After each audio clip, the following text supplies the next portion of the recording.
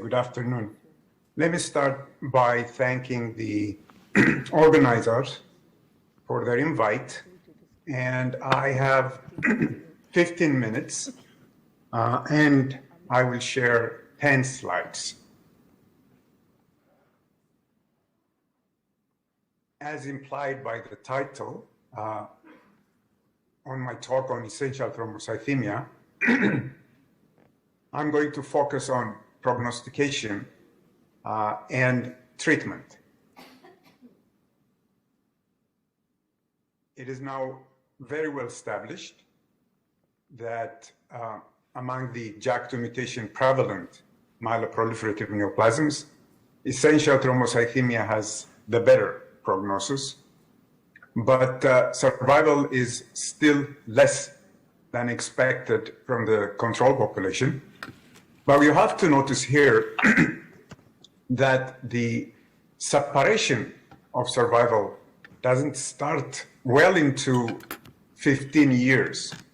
So therefore, any study with a follow-up of less than 15 years is not going to show you this difference in survival between expected and those with essential thrombocythemia. Now that we have established that, the question then becomes what could predict in patients with essential thrombocythemia who's going to live longer. And in that regard, I think everybody knows that for any indolent disease, the older you are, the nearer you are to death. In other words, this demarcation, beautiful demarcation of survival, is not unexpected from an indolent disease. The question is, what else is important? And the Florence group and our group has looked into these questions and are continuing to look into this question. And we looked at the underlying mutation profiles, and we have published a while ago the importance of spliceosome mutations and TP53 mutations in predicting shorter survival and higher risk of leukemic and fibrotic progression.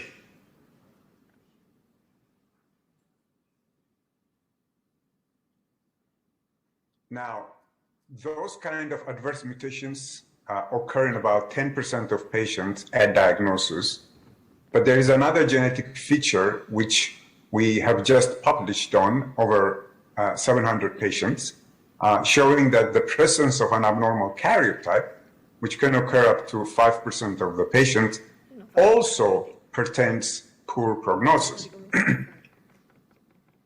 So the question is this the whole story? Is the presence of unfavorable genetic features the reason why these patients die early? Is this the reason why some transform? And there might be some of you who are thinking that perhaps with this detection of abnormal karyotype and mutations, we are actually detecting inadvertently patients with prefibrotic myelofibrosis. My answer to that question is, so what? It doesn't really matter what you call a particular situation. It will be nice to know if there are objective genetic signatures that can tell you in that individual patient whether they're at a higher risk for death or leukemic transformation. But we thought that this probably is not enough to explain why these patients die earlier than expected. So we hypothesized, based on our experience in the past in myelodysplastic syndrome, as well as in myelofibrosis, that an associated inflammatory state of the disease probably contributes to shortened survival in patients with essential thrombocythemia. And we have in the past shown that circulating inflammatory cytokines actually could potentially predict patients who might go into progression. And in this case, we wanted to find out a simpler, a more objective, a more globally applicable measure of the host immune system. And we looked at absolute lymphocyte count, and we were able to show in an independent fashion an observation fully validated externally by the University of Florence that the presence of low lymphocyte count contributes to shortened survival. And this has led us to introduce a AAA survival model for patients with essential thrombocythemia. Basically, what this amounts to in the clinic is that when I have a patient with essential thrombocythemia, I always look at the lymphocyte count. And that kind of tells me how much of an inflammatory state is underlying the situation and whether or not this patient might have a shortened survival.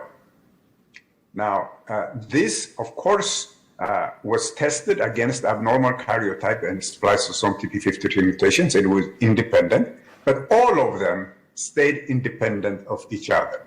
Therefore, if you have a patient with ET, I think you can look at the lymphocyte count, you can look at karyotype and mutations in order to have a good feel of what the future holds. Now, this doesn't mean that you have to do it. Some patients may not want to know. What are you going to do about it? So you found it. Are you going to take me to transplant? Nah, not exactly. So the patients may not wish to have it, so it is not mandatory. But for some Puritans, perhaps this is the information that can be shared. We don't treat patients with ET in order to prolong their survival because it's already prolonged. We treat patients with ET in order to prevent thrombosis, and we've looked at a number of factors in the past, and we have identified a number of factors that predict thrombosis. But for treatment purposes, we are using the revised IPSET thrombosis model, which basically gives you a four-tiered distinction of thrombosis risk, with very low risk being JAK2 unmutated, otherwise traditionally low risk, and intermediate risk, meaning that you're older but you're JAK2 unmutated, which means that you might not need to be treated with chemotherapy. Now, based on this, we have this four-tiered risk model in ET. In general, very low-risk patients, which are JAK2 unmutated, might not require any treatment. While if you are low risk but has JAK2 mutation, then you probably need aspirin. We usually use one baby aspirin twice a day. And then if you are older, but you are JAK2 unmutated and there's no thrombosis history, these are the kind of patients who don't necessarily have to be punished with a prescription for hydroxyurea. I think this kind of patients can be managed, especially if they're good-looking older people, can be managed just with aspirin daily treatment. But if you have a high-risk patient, then clearly you need to start with some chemotherapy. We usually start with hydroxyurea, especially in older patients. In younger patients, interferon is an alternative. If there is a history of venous thrombosis, we usually put the patient on systemic anticoagulation indefinitely. And we do not shy away from adding one baby aspirin, perhaps to Eliquis 2.5 milligram twice a day in order to minimize the risk of any kind of thrombosis. Now, these are some additional practice points for those who take care of patients on a daily basis. If you can't use hydroxyurea, usually we go to pegylated interferon. We still use busulfan, perhaps, in my opinion, the best drug for myeloproliferative neoplasms. During pregnancy, nothing special. You do the same thing, except you just avoid hydroxyurea. High risk, pegylated interferon. Low risk, just aspirin only. Any kind of unusual thrombosis, splanchnic or cerebral vein, again, systemic anticoagulation, perhaps add aspirin based on the presence of contraindications. But the interesting question in this patient that comes again and again is, what if you have an otherwise low-risk patient, young, no history of thrombosis, but is a platelet millionaire? Now, obviously, there are no controlled studies, and anecdotes are not enough. So we looked at that at our institution's database, and we've actually identified 27 patients who presented with over 1.5 million platelets. And these are, mind you, these are young patients without history of thrombosis. And we looked at what their physicians did and what happened to the patients. And the bottom line is the patients that were only observed or also received just aspirin did not fare any worse than those patients where the doctors felt compelled to start cytoreductive chemotherapy. I think this is my last slide. I am happy to answer any questions.